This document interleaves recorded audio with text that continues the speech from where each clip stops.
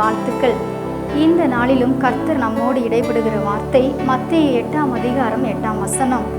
100க்கு அதிபதி பிரதியுத்தரமாக, ஆண்டவரே, நீர் என் வீட்டுக்குள் பிரவேசிக்க நான் பாத்திரன் அல்ல. ஒரு வார்த்தை மாத்திரம் சொல்லும், அப்பொழுது என் வேலைக்காரன் சொஸ்தமாவான். எனக்கு அன்பான தேவ பிள்ளைகளே, இயேசு கிறிஸ்து மலை பிரசங்கத்தை முடித்துவிட்டு கப்பர்நகும் என்னும் பட்டணத்துக்குள்ளே பிரவேசிக்கிறார். அதிகாரம் உள்ள ஒரு ரோம அதிகாரி ஒருவர் தன்னுடைய வீட்டிலே வேலை பார்க்கிற வேலைக்காரனுடைய சரீர சுகத்திற்காக வந்து வேண்டிக் கொள்கிறார். அவர் ஆண்டவரை உள்ளத்திலே ஏற்றுக்கொண்ட ஒரு மனிதன், தாழ்மையான ஒரு மனிதன். அது மட்டுமல்ல, நல்ல விசுவாசமும் அவர்கிட்ட காணப்பட்டது.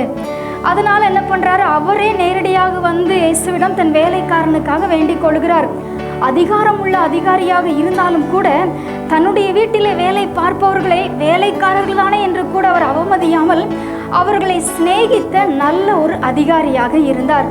இந்த அதிகாரி எல்லாரையுமே இந்த அளவுக்கு நேசிக்க காரணம் என்னன்னு சொன்னால், இயேசு கிறிஸ்துவனுடைய போதனையை கேட்டு விசுவாசித்து அவரை ஏற்றுக்கொண்டவர். இயேசு கிறிஸ்து பிரசங்கித்த இடங்களில் எல்லாம் கண்டிப்பாக இந்த அதிகாரி இருந்திருக்கலாம், காவலாளியாக அவர் சென்றிருக்கலாம். அவருடைய பிரசங்கத்தையுமே அவர் செய்த அற்புதங்களையும் கூட அவர் நேரில் பார்த்திருக்கலாம் கட்டாயமாக.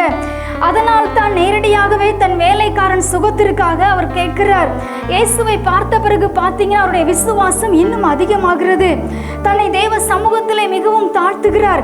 என் வீட்டுக்குள் நீர் பிரவேசிக்க நான் பாத்திரன் அல்ல, ஒரு வார்த்தை மாத்திரம் சொன்னால் போதும் என்று சொல்லி தாழ்மையாய் கேட்கிறார். அந்த அதிகாரி இந்த வார்த்தையை சொன்னவுடன் இயேசு கிறிஸ்து சொன்ன வார்த்தையை பாருங்க, இஸ்ரவேலருக்குள்ளும் இப்படிப்பட்ட விசுவாசத்தை நான் பார்க்கவில்லை என்று சொல்லி இயேசு கிறிஸ்து சொல்லுகிறார். காரணம், இஸ்ரவேலர் தினமும் ஜெபிக்கிறார்கள். நியாயப்பிரமாண புஸ்தகத்தை ஜெப ஆலயத்தை வாசிக்கிறதை தினமும் கேட்கிறார்கள். மேசியா வருவார் என்று சொல்லி விசுவாசிக்கிறாங்க.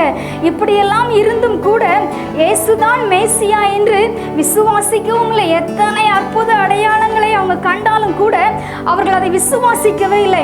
ஆனால் இயேசுனுடைய முகத்தை பார்த்து விண்ணப்பம் வைத்த அந்த ரோம அதிகாரியுடைய விசுவாசம் அதிகமாகிறது.